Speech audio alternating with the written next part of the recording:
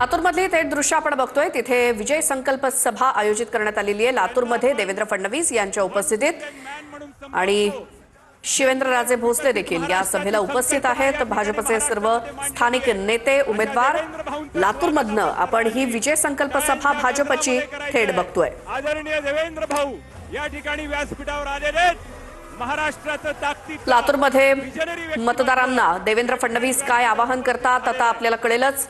आणि लातूरमध्ये सध्या फडणवीसांची जाहीर सभा आयोजित केलेली आहे। संपूर्ण महाराष्ट्रभर महानगरपालिका निवडणुकांसाठी भाजपचा प्रचाराचा झंझावात सध्या सुरू आहे आणि देवेंद्र फडणवीस यांच्या प्रत्येक दिवसाला या ठिकठिकाणी महाराष्ट्रामध्ये महानगरपालिकांच्या प्रचारासाठी सभा आयोजित केलेल्या आहेत। कुठे रोड शो, कुठे सभा, तर कुठे प्रकट मुलाखती, असा हा कार्यक्रम सध्या मुख्यमंत्री देवेंद्र फडणवीसांचा सुरू आहे। त्यापैकी लातूरमध्ये सध्या ही सभा आयोजित केलेली आहे। विजय संकल्प सभा असं भाजपकडनं त्याला नाव देण्यात आलेलं आहे। मात्र लातूरमध्ये रवींद्र चव्हाण यांनी केलेलं विधान, त्याला लातूरकरांनी आज जो काही बंधन प्रतिसाद दिलेला आहे, निषेध केला जातोय, यावरती देवेंद्र फडणवीस काय उत्तर देतात किंवा भाष्य करतात हे देखील बघावं लागणार आहे।